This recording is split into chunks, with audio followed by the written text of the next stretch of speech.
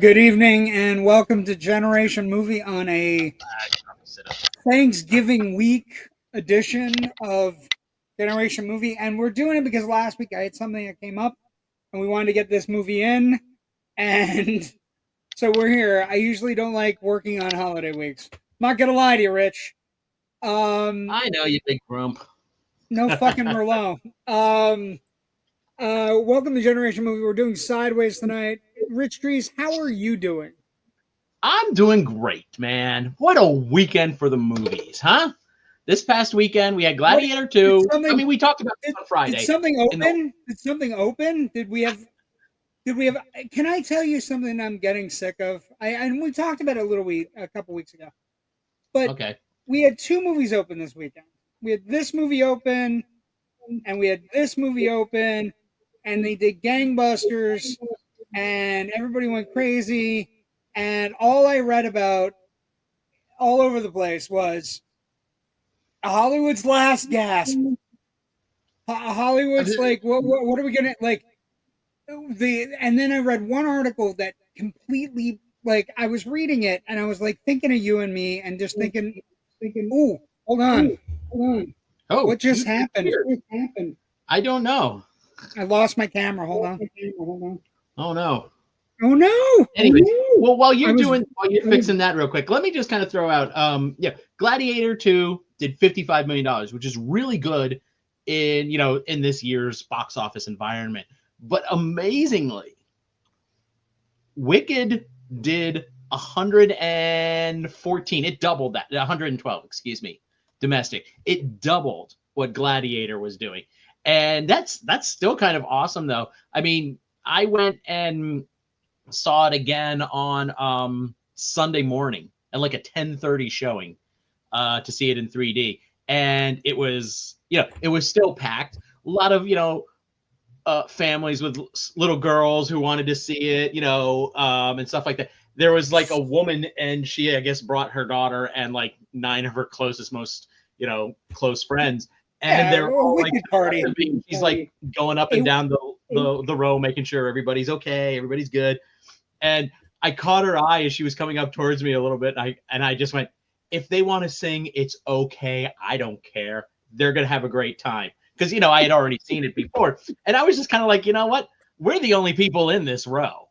And at the stadium seating at Cinemark is such a way that I barely hear anybody laughing like in a comedy anymore, because those rows separate people to such a degree, I think, which is irritating to me, actually. But I figured, well, let's use this for good for once. And it's like, look, if these kids want to have a good time singing along to Wicked, God bless them. Let them enjoy themselves. This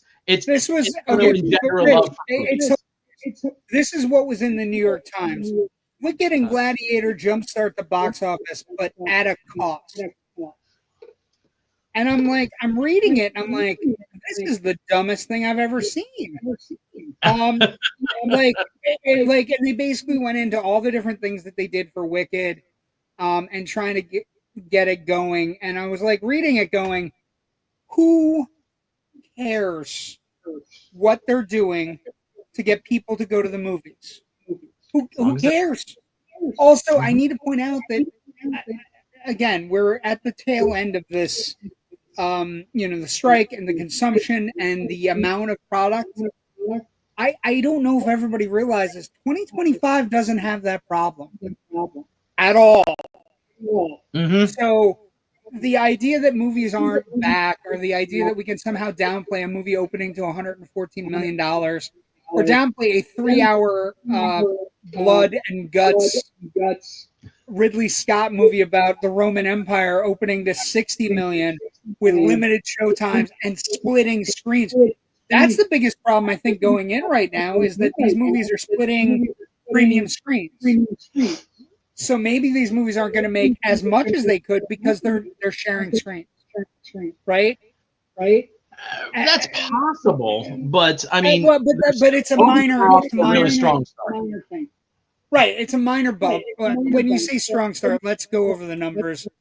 Wicked, by most accounts, is at 114 million. It broke the domestic box office record for any musical ever Broadway to film adaptation, overtaking the record from 2014. Into the Woods was 31 million. 31. So 112. Wow, that's crazy. Yeah, it's a third highest opening of the year behind Deadpool and Wolverine and Inside Out 2. That's a jump that you just can't hand wave away with like, well, ticket prices increased, because that's still probably doubling it or you can't do the inflation game, right? The stupid inflation game that a lot of people play, where it's like, well, these movies aren't making as much as Gone with the Wind, because Gone with the Wind ticket prices were 39 cents. Jesus. I just think I think it's one of those things getting to me in the sense that so one of the things you and I always talk about is movie going is a learned trait. Right? Going to the movies is a learned trait. We learn how to go to the movies. We develop it over time. We make it a part of our lives. If you have people commenting constantly about how cinema is dead and theaters are dead, it doesn't help us. And the thing is, most of the theater and movie reporters, they're talking about movies all the time, and it's just like, shut up for 2 seconds. Just shut up. You know what I mean? Turn your volume a little bit, because I'm hearing it. Okay. I don't hear it. I still hear it. But it's okay. Good evening, Joe. Ken McKernan. Hey, Joe. Good evening, Joe. Good evening, Joe. Originally, Grand Poobah of the network. Echo. There is an echo. I don't know what it is. Hold on. Let me work on it. How about now? Nah, it's gone. Okay, we got it. Oh, there we go. Am I seeing correctly? Is there somebody in our green room? I believe there is. Jesus Christ. Merry Christmas. And a Happy New Year, you filthy animal. How you doing, baby doll? How's everything going? It's wonderful. Thank you for joining us on a Men Behaving Badly evening. This is a Men Behaving Badly movie. I came prepared. That's fine. Hi, Ken. There you go. Holy crapola. I feel that the three of us, if we went on a wine drinking binge, we would have a pretty good week in Napa Valley. Oh, hell yeah. I feel it would go well. I mean, I might end up taking a bucket to my face at one point, but I can handle it. I don't know about you. I'm not. Look, I think that's the grossest scene in the movie. Which apparently you've watched. It's absolutely ridiculous. He's already pissed when he does that, though. So it's like, is it the grossest scene, or is MC Gainey? Anyway, moving on. MC Gainey. I love MC Gainey. Anyway, so we're talking about the death of theaters, because God knows we need to talk about the death of theaters on a happy weekend where our movies are making a ton of money. I don't understand it. I don't understand these movie reporters going, I mean, it grossed 114 million. But did you see what they spent on the amount of marketing? I mean, honestly, I know I've been watching exactly how many publicity stunts over the last year and a half, all the merchandising, the partnerships that they've had to do. Every store I walk into, there is some sort of partnership with Wicked. Do me a favor, turn your sound down on if you're listening to us. Turn it down. I was just going to say somewhere around the gross domestic product of Rhode Island is what they've spent on this. It's ridiculous. What the hell is going on? I don't know. That's we had it before you came, though, so I'm not going to blame you. Although I think I am going to blame you when we get to December 9th. I'm going to totally blame you for that. Making me suffer for a thing I don't need to suffer for. You've got an echo, dude. You got a bad echo. Who's got a bad echo? You do. Do I? Not now. Now Anyways, Anyway, so I have seen so many different partnerships. I was down in King of Prussia and I walked into a Bloomingdale's and they had like a massive freaking display of all the brands in their store that had partnered with Wicked. When you think about the amount of money that had to go into for publicity and marketing, it's a pretty penny. I mean, 400 million. I think they're going to reap the rewards of it, but yeah, it's 400 million, and let's be honest, there's going to be theme parks, and there's going to be it's gonna go crazy. I do have an echo. I don't know why I have an echo. I don't know why. It's weird, man. I mean, I have my setup as normal, so I don't think it's anything on my end. I hope not. I didn't touch anything. But I was at the movies yesterday afternoon to see Gladiator for the second time around. And I can tell you right now, the place was swamped. And I mean, not just Gladiator. There were 3 showings of Gladiator happening roughly around the same time, and probably at least 4 or 5 screens all showing Wicked at the exact same time. And you mean they all weren't there to see A Real Pain with Kieran Culkin like I was? You and I both know that the only showing was at 8 a.m. I know. Yeah. Thanks, Cinemark, for making me get up on a Sunday morning at 6 o'clock to go to the movies. Whoa. Anyways, what's going on with JW? I don't know. You don't have any sound at all, dude. Can you hear me now? A little bit, yeah. It's off, but everything's going wrong tonight. This is great. I'm not supposed to be here. I feel like I'm in Clerks. Good evening, comedian Robert Bass. Hey, Robert. On headphones. No. JW is muted. Am I still muted? No, but your volume is low. Yeah. You're really quiet. You're better now. Still low? Okay. Because I can control it with this little box I have. I'll try to fix everything for tomorrow. Everything's going wrong tonight. I don't feel great. I got shot in the eyes. You look great, though. Thank you. I appreciate you. You look good, too, with your Christmas tree that's been up since, September? Last week, actually. I upgraded, so it's bigger. It's massive, actually. It's a big tree. It's a monster tree. It's a monster. And the cat just walks around looking at it going like, oh, yeah, I'm going up that thing. It's all over now. I can't wait till I jump on that thing. He's looking away from it. The cat's like, he's trying to play it cool right now. But no. He is. Okay, so... All right, so yesterday the place was swamped, and I don't think we're going to have any problems. I started chatting with a guy at the bar at the theater. He says that they've decided they're not doing a discount day on Tuesday. Cinemark traditionally does. This time they're not.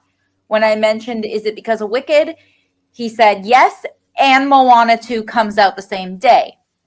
And I said, I thought that was on Wednesday. He says advanced screenings are on Tuesday night. Moana opens Tuesday at 2 o'clock around the nation. So theaters are going to be packed this Thanksgiving weekend. Which is great. Moana's looking at like $140 million. And those are small estimates for a 5-day total. It's going after the Frozen 5-day total of 95. And we've already seen Inside Out 2 kind of like do that. So there is a massive need. And Moana apparently, a little side note, Moana apparently is one of the most watched Disney Plus titles in the last 3 years. So that's what led to them deciding to do the TV show and then eventually deciding that they had a slot in Thanksgiving. And, theaters are going to reap the benefits. Although I will say for the next 2 weeks, like movies that are opening are all like Werewolves opens on December 5th. Yeah. I'm excited, but who the hell cares? It's Christmas. Although we do get a werewolf movie and a vampire movie this December. Fantastic. Anyway. I can't wait for Nosferatu. I'm so excited for that. It's going to be fantastic. Still haven't seen them. The popcorn bucket came out though. The I saw. popcorn bucket is a sarcophagus, which is That looks cool. And did you see the popcorn bucket for Lord of the Rings: War of the Rohirrim? Yeah. It's a really big ass war hammer, and the head of the hammer is a popcorn holder. Is where the popcorn is, but it has like this really long pole. So it's almost like you could be there with your. Oh, is it the Gladiator popcorn bucket? They didn't have those. Oh no, this is AMC. These are AMC. AMC gets exclusive shit. Like AMC did that popcorn bucket. AMC did this popcorn bucket. Nah. To be fair, though, I have never bought a popcorn bucket in my life because I don't eat popcorn. I know. That's a shame. I got you the live action Mulan one though, because it had the wrong date on it. Yeah, and I don't remember where I put it. I have it back. When you guys were moving, I took this is the prime AMC custody bucket, of it. Of course, you got that. Of course. Well, I don't have you used it? I'm married. I'm fine. No, I don't put any popcorn in my popcorn buckets. What are you, crazy? You fell right into it. It's fine. I didn't fall into anything. Even the popcorn bucket. Anyway. Boba Fett did. Anyways, December 13th should make tens of dollars. And that breaks my heart because I will actually go see that for Russell Crowe and Aaron Taylor Johnson. Yeah, it's going to be brutal. Like that movie is like. It's been pushed back so many times. You know it's bad. Well, no, but it's not just that. We cannot trust Sony with their live action movies with no adults in the room. Is the problem? Yeah. What if we make a movie about Kraven and his brother, who's also the Rhino, but he's not just a guy in a suit. He actually turns into a rhino. That sounds great. Let's try to keep the Spider-Man franchise going. It's a great movie. Can't wait to see part 2. Wicked. Gotta be Wicked. Wow, that's good. I'm glad. Robert is a comedian that has joined our network. He has a show coming up December 5th. So we're happy to have him. Okay. Congratulations. Welcome. So, am I to assume that you're here because you watched the movie and you want to talk about the movie? No, I came to drink. Okay, well that's... She just heard it was about wine, so she showed up. I drink and I know things, JW. That alone qualifies me. Look, I just want to say the man now plays talking goats. Is that where you're headed? What are you talking about? I know things. Jesus, he's my favorite character. Anyway, on Game of Thrones. Anyway, so first off, if you like the show, if you like seeing Natasha on occasion when her schedule permits, which we do, please like and subscribe to the Escape YouTube channel. Also, we're on Facebook, on our Facebook page, and also Instagram, the Twitter, because I'm not calling it X because he can bite me. Threads, all those different places. We're everywhere. We're here to discuss the movie celebrating 20 years of drinking and friendship. That movie, of course, is Sideways, directed by Alexander Payne. Wow, I feel loved right now. Poster over my face. Well, it was over. There we go, Natasha. Everything's equal now. Jesus happy now. Oh yeah, I can look at the beautiful VirginiaMadsen and now Sandra Oh. We've missed her so much. I missed you guys too. And so we not you, Rich. You always see Rich. Exactly. Thomas Haden Church. We also got the amazing Sandra Oh and VirginiaMadsen. These guys again, and then Sandra Oh, who basically parlayed this into the people in this movie that jump out and actually got star-making turns out of this movie is incredible. But let's talk about production, shall we, Richard? I guess. Not feeling great. I mean, tonight. Filmed on location in Napa Valley. Some of the people working at the various wineries are the actual people who worked at the winery doing the taste testing and stuff. Certainly lends an air of verisimilitude. Do you know the one is actually Fess Parker's winery? Oh, really? That I did not know. I was reading it today, in the things at the end, the credits I read, and it basically, the one that's supposed to be the really bad winery with all the merch. Oh yeah, was Fess Parker's winery.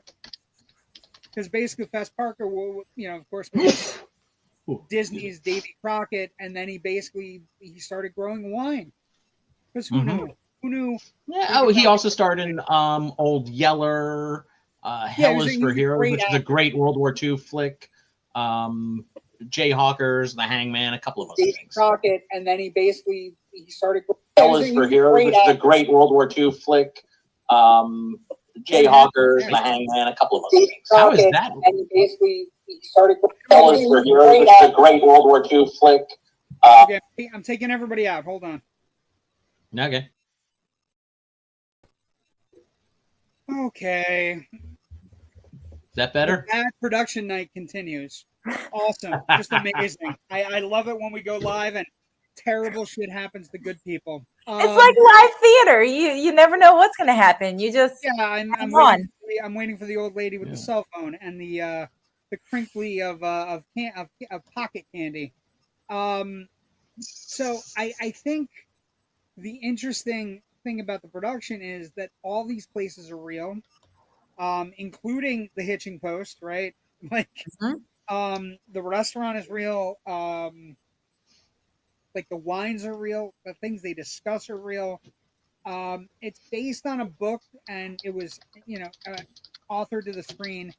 Rex Pickett made the novel, and then Alexander Payne and Jim Taylor developed the screenplay, which is one of the most comedic and human screenplays that we've seen in a while. It also is one of the most prized screenplays, right? It's one of those screenplays that it's the rare occurrence. If you look at it, Payne and Taylor, the only two screenwriters to ever sweep the big four: LA Film Critics, National Board of Review, New York Film Critics, and the last one. Can't find the last one. National Society of Film Critics. So it swept all four of those for best screenplay. So the screenplay by Taylor and Payne is widely regarded as one of the better screenplays since 2000. Right? It's celebrating 20 years tonight, or this year, I should say. Although it did open. Let's see, when did it open? October 22nd, limited. Not bad. We're close. We're close. We're within a month, which is good for us. Casting, Giamatti and Haden Church auditioned. Madsen and O came on later. I guess Madsen really liked the script, and she hadn't been getting good script. She was getting a lot of junky because she started in Candyman, so then she started getting all these like horror movies and like junk. And Madsen, if you look back in the 90s, was one of the better actresses, had a lot of great roles, did a lot of good movies, and then just kind of like aged out, which is the stupidest thing because she was always like... Which is a shame because she's wonderful here. Well, she's incredible here. She's effervescent. Yeah, she's everything you'd want in a lead actress, and I don't understand the concept that somehow she had to get this movie to get back on track, and then nobody found her again after this either. So it's like this weird, like, stupid vacuum. She got an Oscar nom for it too. It's like, it's weird. I mean, we could readily dissolve into a discussion about how Hollywood treats its aging female actors, which is a shame. I mean, but it's I was gonna say The Substance addresses this. As does a few other things. And even just this weekend, I mentioned I saw A Real Pain this weekend. And Jennifer Grey is in this. And I didn't even realize that was her, but she's wonderful and marvelous in it. And I actually was sitting there going, okay, who played that? Oh my God, that was Jennifer Grey. And I was like, my brain just started to go, so how many other great performances could we have had from her? Well, yeah, So but like it's frustrating. VirginiaMadsen is Well, to be fair though, she hasn't really needed to work because her husband is Clark Gregg. That's true. true. Yes. Let me ask you a question. You're a VirginiaMadsen fan, Miss Natasha? I've seen 2 performances from her. What performances? Take a guess. I would hope Candyman? the Hotspot. That would be one. Candyman or a Hotspot? Candyman.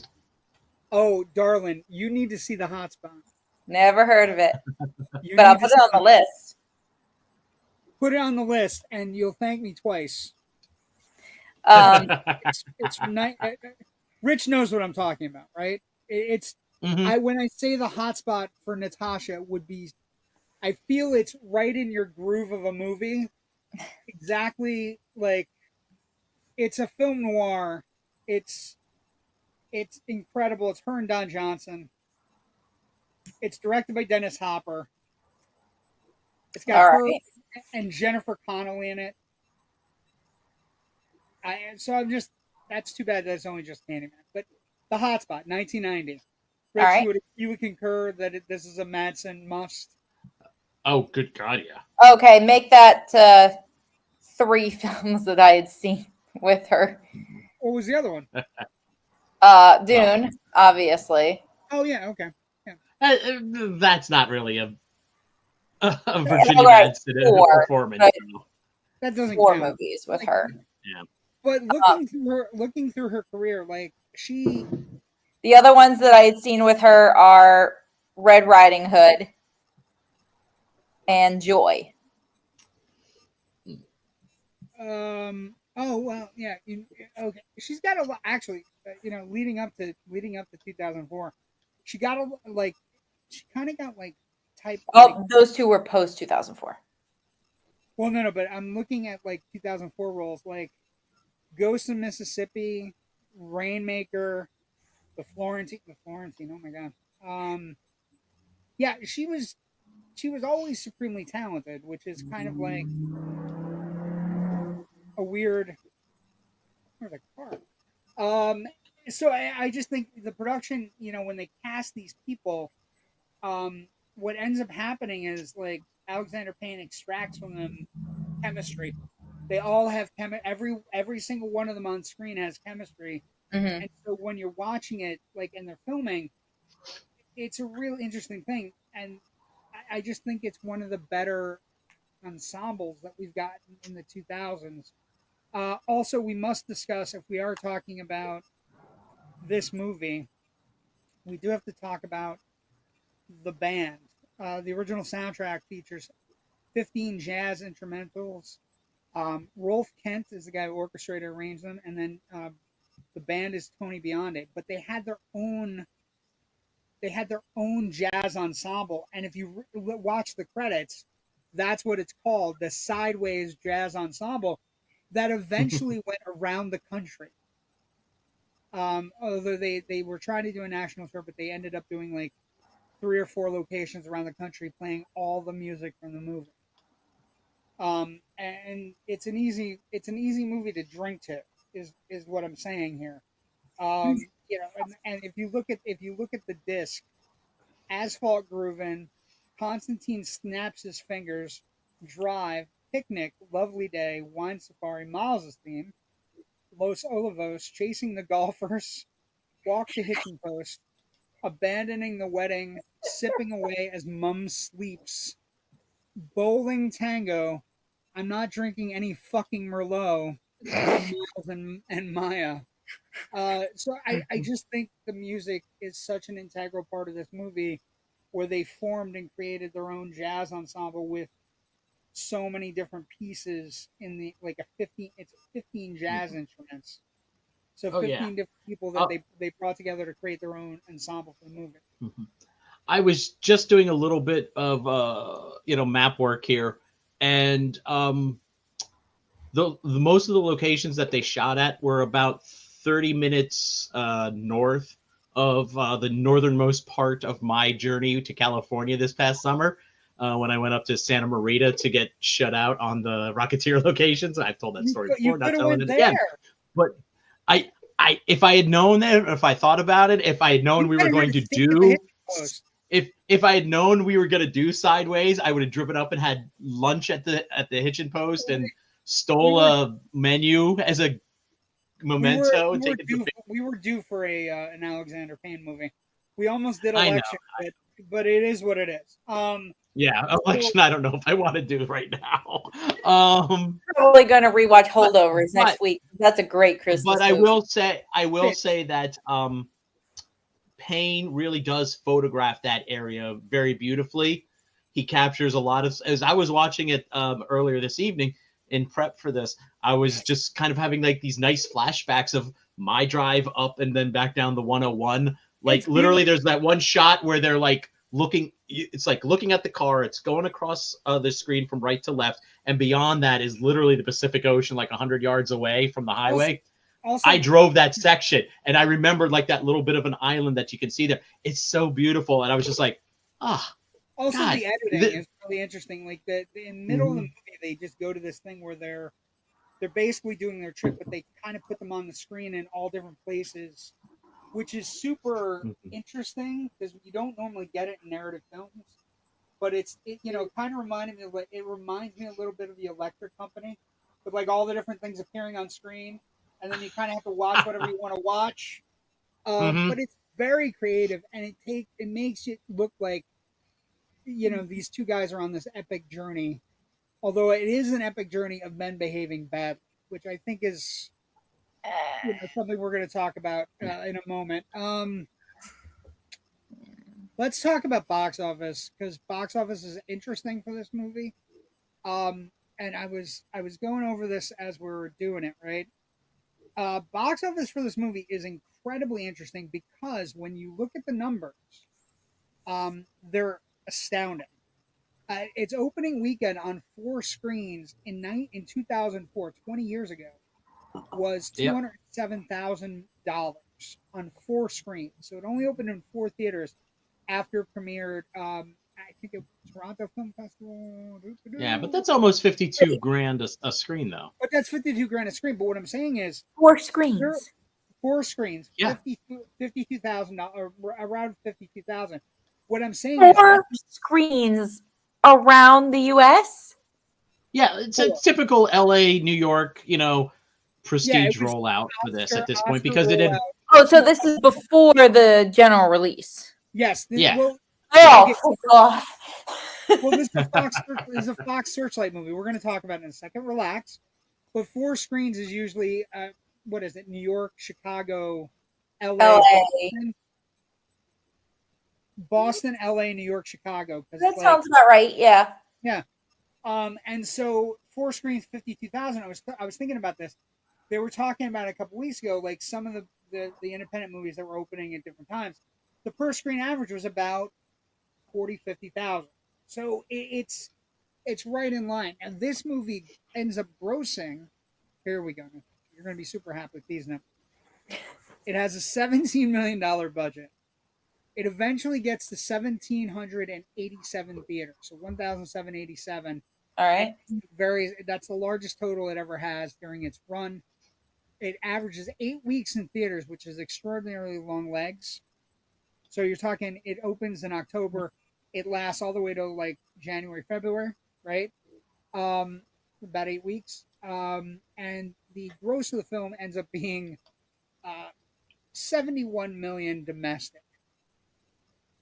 38 million internationally for 109 million in 2004. The adjusted amount for now would be 121 million dollars total box office. So any of the lesser hits this past summer would be in the amount of tickets that it did.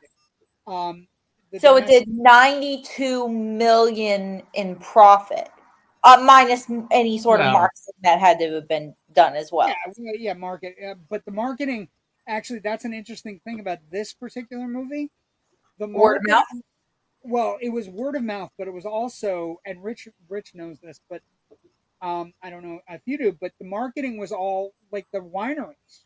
The wineries sold this movie, like, hey, they just filmed this movie here, and they hey, they started promoting it on their websites, and this is where you can get Pinot Noir. Sorry. That was a big yawn. I'm sorry. That was a big yawn right in the middle of my cool Pinot Noir thing. I'm drinking fucking Merlot. Well, that's the problem. No fucking Merlot. Okay, when we get to legacy and all this, I've got some interesting wine info to share with you that's going to completely change your thoughts on the whole Merlot thing. But please go ahead. I'll try not to yawn again. Why? Wait a second. Stop. This movie almost killed Merlot. This movie almost killed Merlot. We're gonna get there. Anyway. No, it's something else entirely. But yes, I read the 2009 case study today out of State University. This movie almost killed Merlot. I know, I read it. It's amazing. Almost ended up killing Pinot Noir too. We'll talk about it as a legacy thing. But it does $17 million budget, which is a little high for an independent movie. But again, Rich, pretty amazing numbers for a movie about two guys and two gals and drinking. Right? I mean, pretty amazing numbers. Critical response then and now.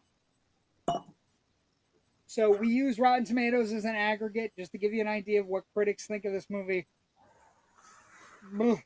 97, Rich. One of the highest movies we've ever had on our show. 97 critical response. 97%. The audience meter, the popcorn meter now, which is stupid too, 79. It's right. It's at 80. Critics love it, obviously more than other people, but 97 is one of the highest we've ever had on the show. I don't even think Jaws was at 97. I think Jaws was at like 96. So it's beloved movie. It is a critical, and I was reading Ebert's. Ebert's was amazing, Rich. Because he cut right to the chase. He gave it 4 stars out of 4, writing, "What happens during the 7 days adds up to the best human comedy of the year. Comedy because it is funny, and human because it's surprisingly moving." It is. Yeah. Which is just about the perfect review for this movie. I think the interesting thing for me in rewatching it, I think we all have favorite scenes, like the spit bucket scene everybody loves, the stealing the wallet scene everybody loves, right? Mm-hmm. His eyes. I nearly pissed myself laughing. I have a new favorite scene, and I think it only comes with age and experience. My new favorite scene is the sequence. I'm just saying that as an old person, I'm starting to notice things that I didn't notice the first time I watched movies. My new favorite scene, the scene that I think sums up the movie, is when he's talking about the grapes. Why do you love? She asks him. They're drinking. They're hanging out at Sandra Oh's apartment, and Sandra Oh and Thomas Haden Church are hooking up, and Maya and Miles are left to their own devices, trying to awkwardly like each other, which is the best way to describe it. And there's this sequence where she goes, "Why do you love Pinot Noir so much?" And he's just like, he starts talking about the grape. He starts talking about how it's delicate. It needs care. It needs handling. It needs respect. It needs to be treated well. It needs somebody to care for it, nurture it. And in that sequence, it's a metaphor. It's a metaphor for him. Yeah, it's wonderful. That was the most beautiful scene in the entire film for me. It's an incredible scene, and it's both of them are, as somebody who's acted and been on stage as you both have. The give and the response is really beautiful. They're both giving and getting and giving and getting, and it's awkward and wonderful. And then he goes to the bathroom and just has that whole sequence where he's kind of like, "You're a loser," and I'm like, I think every guy's been there. Every guy's been in that room at that moment where something's not working out exactly as you had it in your head. Us girls have done it too. We're like, why the fuck did you say that, you dumb bitch? It's so stupid. Why did I say it like that? And then he goes out and he has that awkward kiss. And it's poignant, it's moving. I think the other thing that for me, as I'm rewatching it, the rewatch today, Thomas Haden Church is begging to Miles. Yes, but it's also Thomas Haden Church is that annoying friend that every guy has. Every guy has a friend that is so good with women that you just want to murder them. And they're so callous with women. They're so callous and with. I'm not saying it's you. But they have their and they're so callous with women in the same way, and it's just like, and they always have that conversation with you, where they look at you and they go, because I've had friends that I've done this recently. You just don't understand my needs. It's like, okay. Oh, okay, crazy person, whatever has happened. You know what I mean? Like, and I think that's a universal theme that's in the movie, that we have friends that we don't necessarily like all the time. But we love them, but we don't necessarily like them. Isn't that most of our friends? No, I think most of my friends are pretty great. But I think some of my friends are in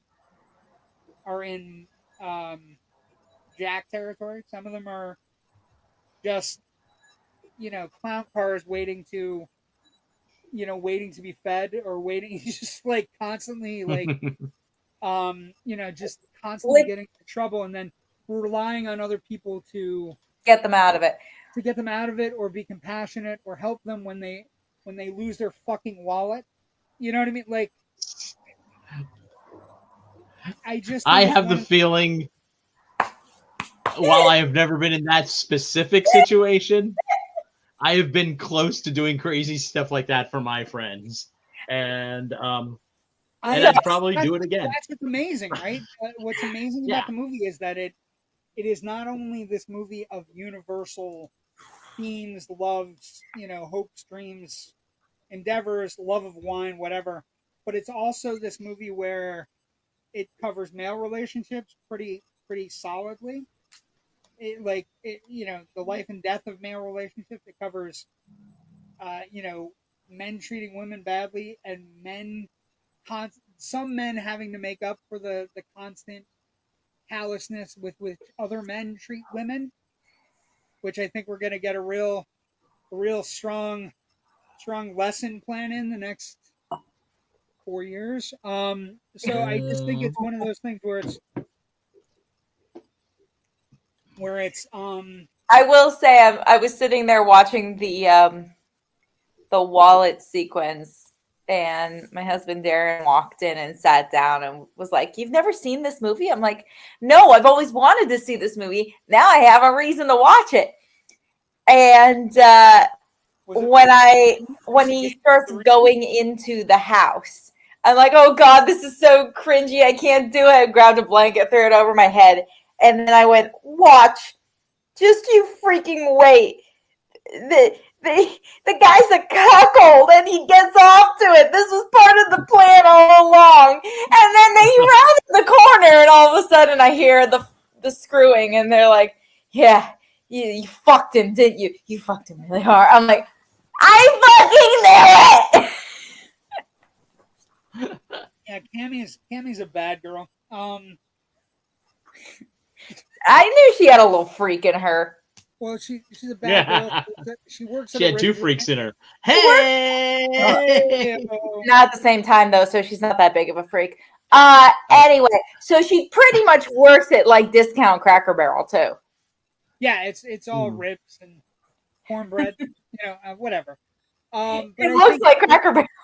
I think the two sex scenes in the movie are kind of like hilarious, because they're just randomly thrown in, and it's completely for shock value, but it's also like, this is how ridiculous we look when this is happening.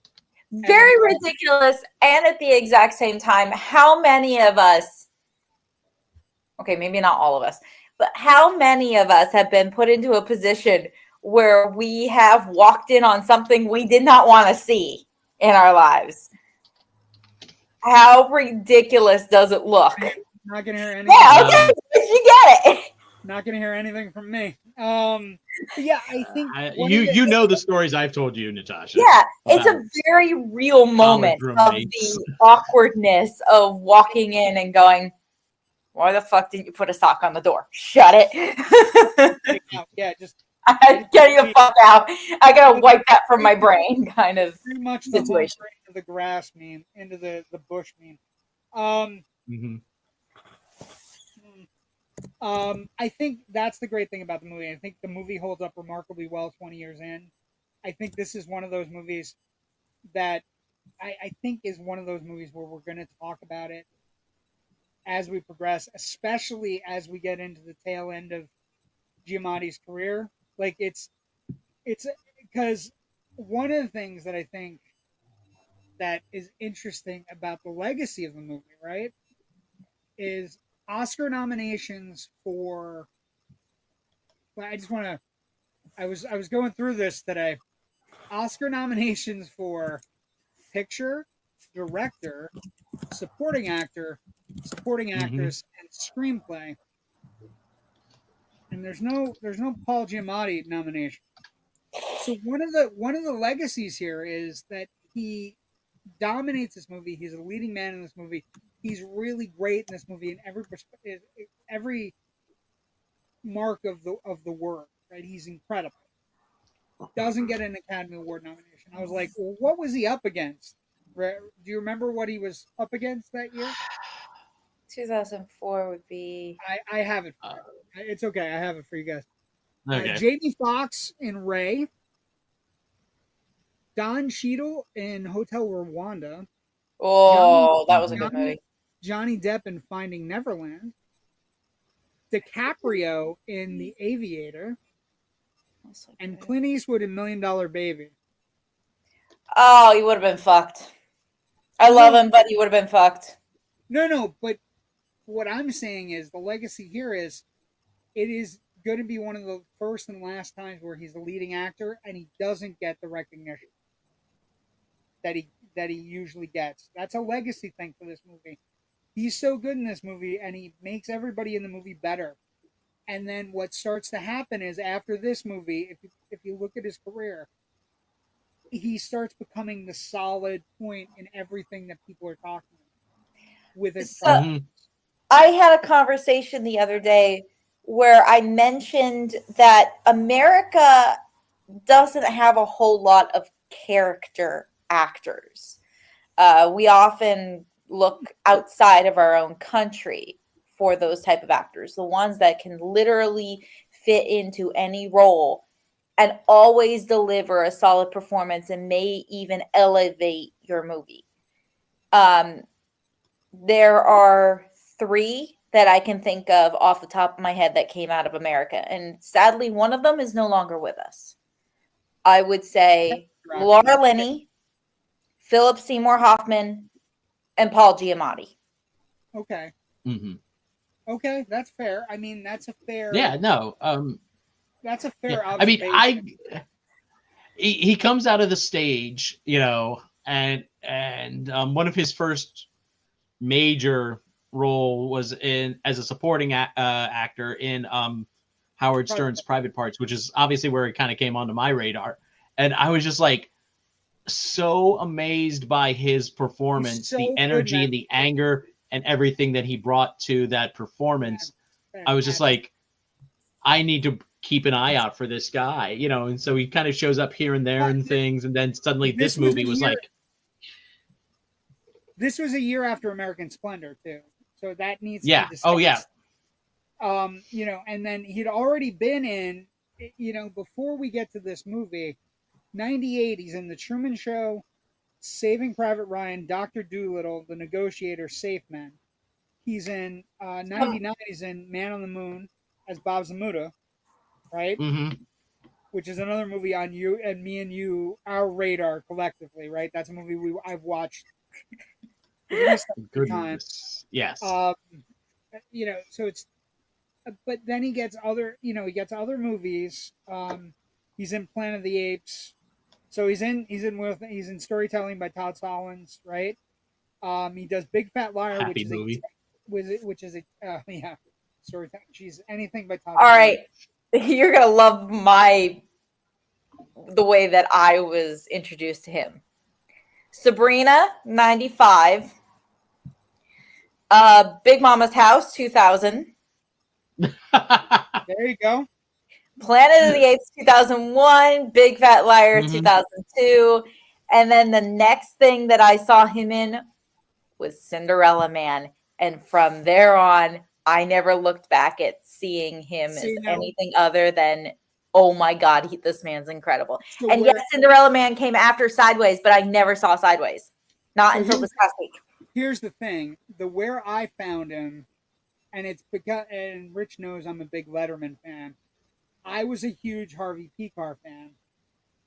Right? So I found him with American Splendor. He's so good in that movie. Right? Where he's absolutely letter perfect as Harvey Pekar. And it's one of the great American independent movie. It's just a fantastic movie. And then Sideways hit, and then he gets Cinderella Man, and then you start going through his fucking list. It's incredible, right? It's not just good. It's like, you know what I mean? Like he starts getting everything, and then it just becomes like one of those things where he's an incredible, like he's been working hard. He get every once in a while he'll make like a big silly movie like playing Rhino in The Amazing Spider-Man 2, but from American Splendor on, for me, he's one of those guys. And I think I loved him in The Illusionist. Like, I say what you want about that movie, I actually really enjoy it. It is a very much a guilty pleasure. Obviously, when you put it up against The Prestige in terms of quality, it's not great. But you stick around for Paul Giamatti. He's so fucking good in that movie. Hollywood likes its double movies. We have The Prestige and we have The Illusionist. We love our double movies. I don't understand how that happens. It's like a collective sleep in Hollywood. Another interesting. Well, first off, this movie is so well crafted that Alexander Payne, he goes from being like an indie darling, right, to full on filmmaker. And not that he wasn't, right? Election was 99, About Schmidt was 2002. But Sideways is where he begins his run of fairly incredible movies. So he has Sideways in 2004, The Descendants in 2011, Nebraska in 2013, which is a highly underrated movie, incredibly well done. No, it's fantastic. I saw it once when it first came out. It was good. Downsizing, not so great. But then The Holdovers, 2 years ago, or a year ago, I should say. He has just become one of our great filmmakers, and that's another part of this incredible film's legacy and lineage, is that this was the one where he kind of like everybody realized, oh, he's beyond. Like Election might have been a fluke because of the cast. It was showy, right? It has Reese Witherspoon, it has Matthew Broderick chewing on scenery together. It has the competition thing going on. But this is the movie where he kind of comes into his own, right? Where we're gonna get simple pleasure movies looking at the human condition in some way that we now count on him for. If there's an Alexander Payne movie coming out, you have an idea in your head that's where we're headed, right?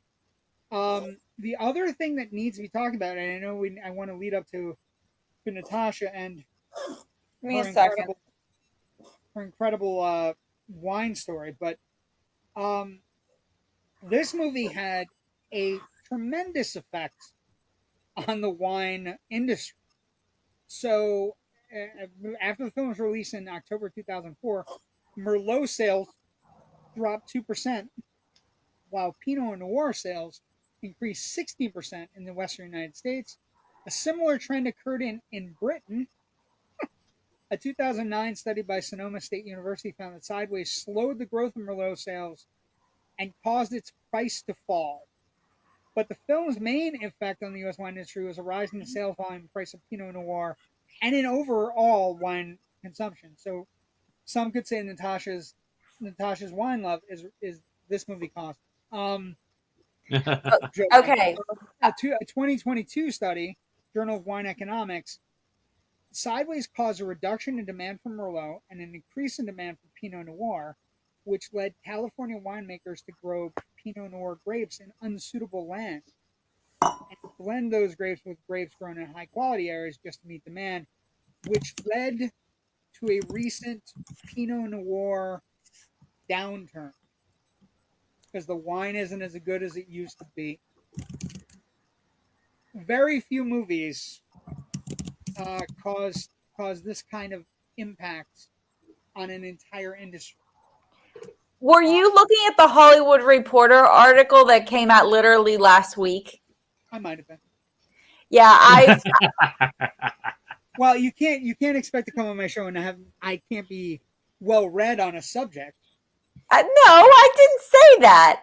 I actually not only found that one, but I found something out of. I love it when you research. I did. I researched this one. It was a wine magazine from 2000. Here it is, Wine and Vines. It's the article from the January 2009 magazine, and it does reference the same 2009 Sonoma State University economic study from Stephen S.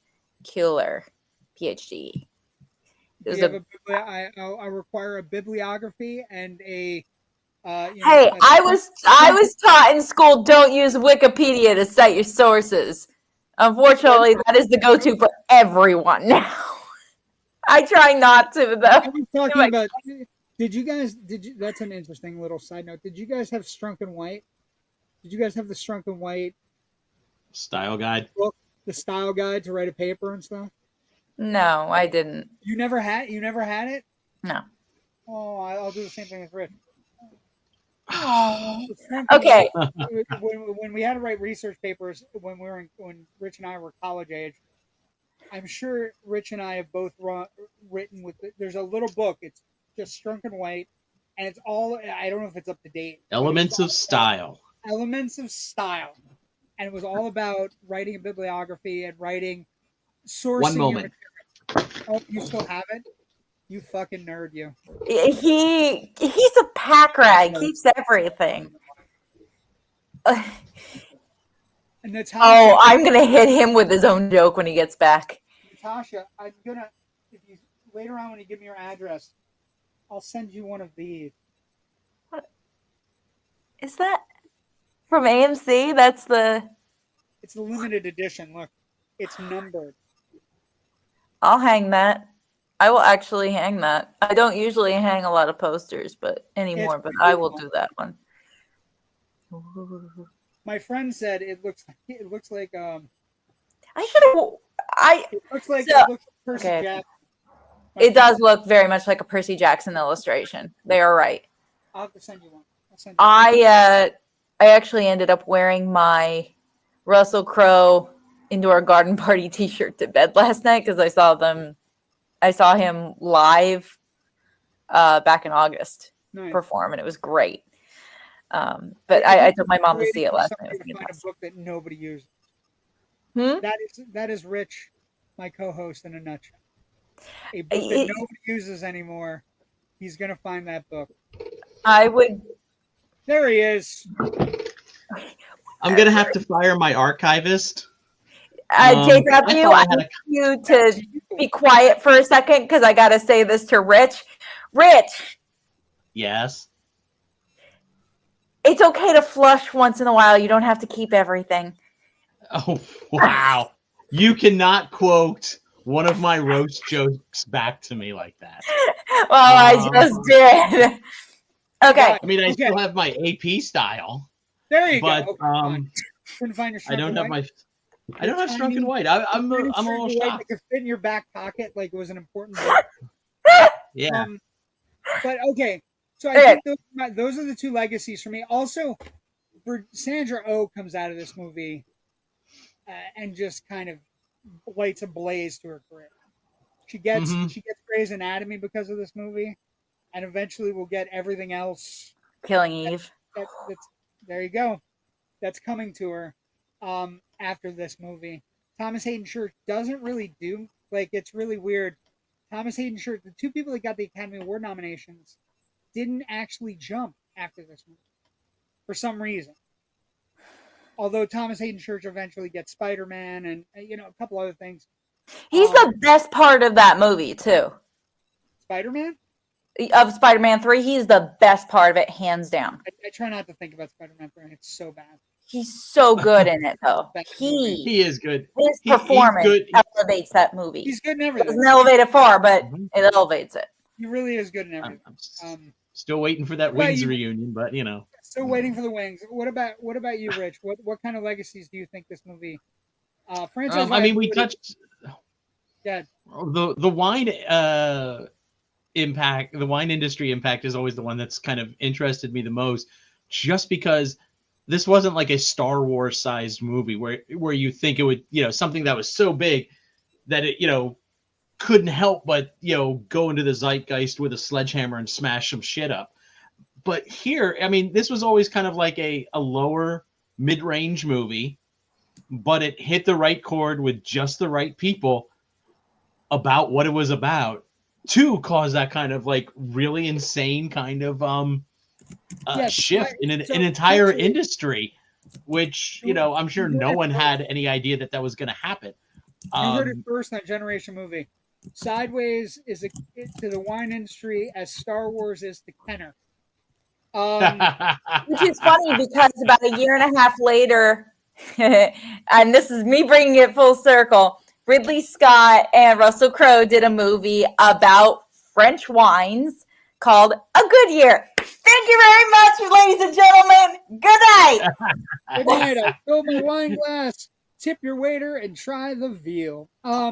Yes. The other franchise eligibility, franchise legacy as well is an interesting one. They keep on trying to do things with this. There was a Japanese remake. The stage musical. The one thing possibility. So interestingly enough, as I was watching this, I thought immediately that this would make an amazing stage play. Well, and that's been done a bunch of times, including. But I mean, it was obvious while I was watching the movie. Yeah, it's definitely play. I'll do it. The La Jolla Playhouse did a version of it. Also, there was a sequel book called Vertical, written by Pickett in 2011, which had Miles and Jack on a road trip to Oregon with Miles's mother. Payne didn't want to do it. Fox Searchlight does own the rights, but it's a non-starter. Also, this legacy thing that we have to talk about, franchise viability, this was Fox Searchlight at its utmost power. And I don't think people realize how strong a division of Fox, 20th Century Fox Searchlight was. Well, Fox Searchlight put out my favorite movie of all time. So, yeah, I get it. I'm just talking for everybody. What's your favorite movie of all time? You know the answer to this. I know. Black Swan. I know the answer. The answer is a movie I'm going to be made to watch. No, okay. So I can't. I fucking loathe that movie. Anyway, I was like, is it the Santa Claus? No. We're doing something else. But yeah, I think the franchise viability and the legacy of this movie is that it's a timeless kind of like human movie that actually gets a lot of stuff right about emotion. And a time when we were not necessarily making movies with big screen emotions, we were blowing a lot of shit up. And so the reason this movie kind of stands the test of time is because of that. Okay. I got to give you my little wine moment. Okay, well, you wine all the time, so how's it going to be any different?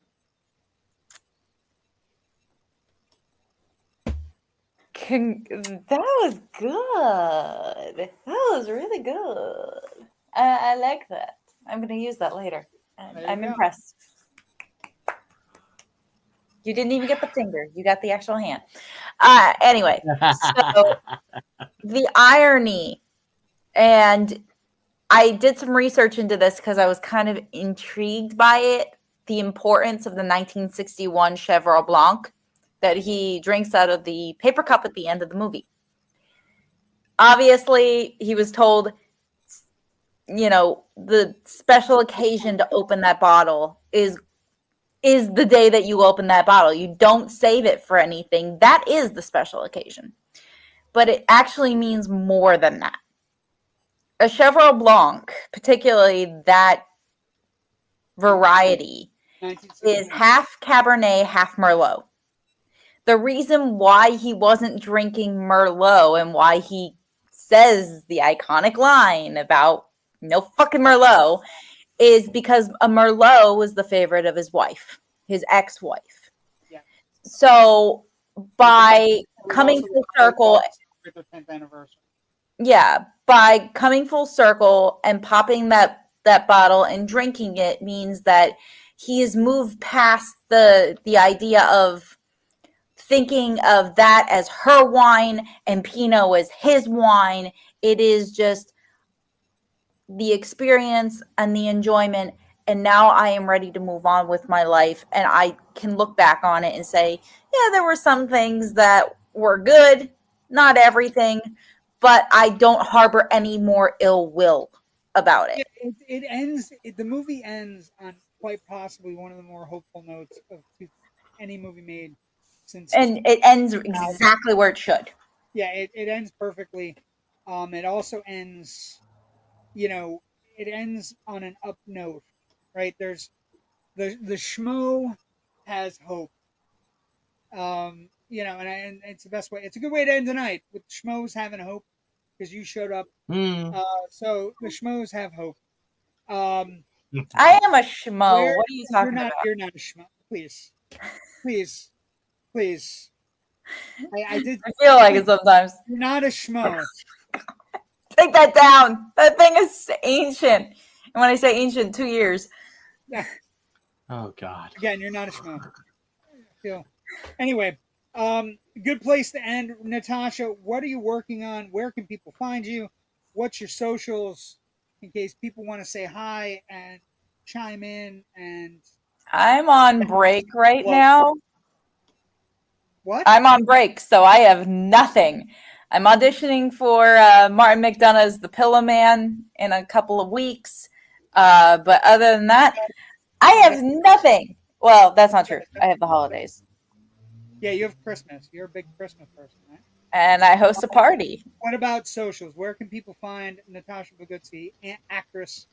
And, you can find me Facebook, Instagram, TikTok. Okay. So if you have nothing going, are you coming back for the next 3 movies?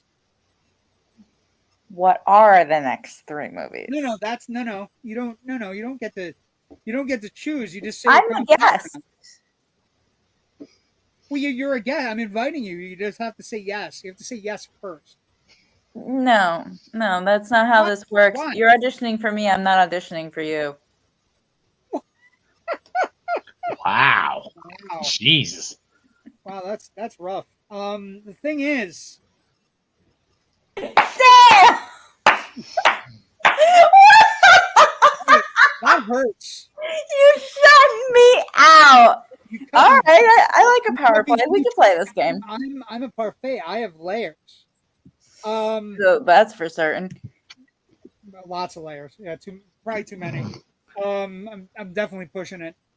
So wait a second. This is important. You have nothing going on. You have the holidays going on, but you can watch 3 movies over the next 3 weeks. Again, it depends on the movies. No, open your mind. You got to say yes. You just have to say yes to it. You have to trust us that we've curated some great movies for the end of the year. There are last 3 episodes of 2024. You know one of them anyways. Well, I know one of them. Yeah, I know one of them. That's it. So just say yes. The people want it. Does everyone want it? Comments. Yeah, they do. Why are my comments not working? I can't click on them. you're not in charge. That's the I can't even. that's the key to this. See, that's how the. I know I had you at hello, but the thing is, You saw the look in my eyes, didn't you? okay, so you say yes, you're gonna come back. Fine, I will come back for the next Now 3. let's tell you what the movies are. Now that you agreed and said yes, you need make a pinky promise. What, is my word not good enough? No, I want a pinky swear. I'm actually playing your game where we're doing it like we're done. Pinky swear. Okay. Next, Rich. Before we start for next week's movies, we have Natasha on the hook for 3 weeks. Where can people find you? What are you doing? What are you working on? What movie are you seeing next? I'm seeing Moana tomorrow, I think. So, might get early. I have a pile of discs that I need to kind of get my way through over the next week or two in preparation for voting for year-end best of stuff for the Philadelphia Film Critics Circle, which I am a member of, as well as trying to catch up with a couple of other things that are as they are opening. But all of my writing, including my written reviews of Gladiator 2 and Wicked, as well as a piece that just dropped this morning on 10 ways that the Wicked movie has an Easter egg reference to the 1939 version of The Wizard of Oz, can be found at FilmBuffOnline.com. We have a Facebook page as well, which will always alert you when we have new articles going up, as well as giving you some other late-breaking news and fun little history of film tidbits every day. I do 2 other podcasts. One is the Big Picture Podcast, which can be found at bigpicturepod.com. I do that with my lovely and wonderful co-host, Natasha Bogutsky. And the other podcast that I do is Film Scribes, which is the official podcast of the Philadelphia Film Critics Circle. And as of this past week, I have taken over production duties on that show. The previous producer, Dan, had to step away. Just because he is having some really great stuff going on in his career right now. I'm very happy for him. I know I have some big shoes to fill, and I hope I am doing him justice. And I can be found on the socials at FilmBuff Rich on Twitter and Blue Sky, though mostly Blue Sky. I'm trying to migrate away from Twitter. But Joe said yes. Joe said it's written in stone now. Sorry. He's spoken. Fine. Great show off. Okay, so here are... you can find me, JW Movie Guy, on Facebook, Twitter, Instagram, Threads, Blue Sky. We're on IMDb. You can also find me on Tuesday nights with my boys doing Loud and Nerdy. We might get another visit from Robert and Joe. They've been causing all kinds of commotion on our show. You can find me on Tuesday nights on Loud and Nerdy with Kyle and Jerry. We're also happy holidays from the Indie Escape. We're super excited to have a happy Thanksgiving from our show. And coming up in the next 3 weeks, December 2nd, Rich, we're doing this great movie by John Carpenter called Starman. Oh no! It's lovely. I it's so hate sweet. it. You hate it? Mm-hmm. Really? You've seen it and you hate it? This is a rewatch. This is a good rewatch for you then. I'm going to be honest. Part of the reason why we've had this conversation before. I don't remember if it was on air. I'm slightly biased here. I can't stand Karen Allen. I can't stand her like I can't stand Aubrey Plaza. And Rich knows how badly you say that Aubrey Plaza. Every time you say that, it breaks my Raiders of the Lost Ark love and heart. You know that. Oh, okay. So 2 things. Every time you say something bad about Karen Allen, an Indiana Jones figure sold somewhere. And then every time you said something bad about Aubrey Plaza, she gets another role. So I'm just saying, you got to be careful. December 2nd, Starman, a fantastic movie that rewatch is in order for Natasha. If you've really seen it, really? Yes. Bridges fantastic. Bridges is good. I'll give Bridges Then that. on December 9th, my Starman, The amount of things that I quote from this movie on a regular basis. That is your fault and your problem. Santa Claus the movie, Dudley Moore, David Huddleston, John Lithgow, Burgess Meredith, produced by the Salkinds, and just wow. And then, so that's December 9th, and then December 16th. Oh, fucking hell. Gremlins, celebrating its 40th anniversary for one of the great Christmas movies of all time. Rich, you told him I was coming on, and you planned this shit, didn't you? I know I did not. I had nothing to do with this. I didn't know you were coming. And two things. You said yes. This schedule has been set in concrete for months. Actually. Well, actually, it wasn't set in concrete. We changed the schedule for you. Well, we added Santa Claus instead of the Santa Claus. Yeah, the Santa Claus the movie instead of the Santa Claus. So we changed. Well, the other titles though were. So the interesting part is the Santa Claus, while a favorite of millennials everywhere, including myself, for the longest while, that was every year. Some would argue a more socially relevant and important movie than this. But go ahead, finish. Go ahead. Actually, now I think now more than ever that movie is even more socially relevant. That being said, why? Because the Lithgow character is president. Going to be president for 4 years. Yes, but not just that. The idea of capitalism and consumerism in the film and how it surrounds the idea of Christmas, I think is a really interesting narrative that is trying to be told in the 80s. And then we have 2 other whole shows to talk about movies with you as well. It's a Christmas gift to both Rich and I and the entire Generation Movie Nation. Thank you for joining us tonight. Everybody from Rich can say whatever he wants, but I'm going to say, from my family to yours, have a happy Thanksgiving. Peace and love me. Have the greatest day. Loads of football, loads of food. Find a movie maybe you might want to watch. Planes, Trains. Mystery Science Theater 3000 Turkey Day Marathon. Always a good option there.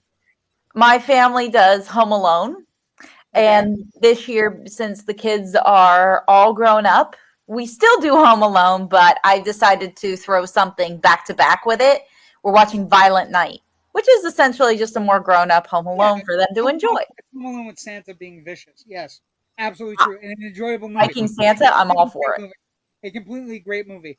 Again, another Santa movie that's better. Don't go there. Thank you for joining us tonight. We'll see everybody next week. Everybody have a great Thanksgiving. Happy Thanksgiving to everybody.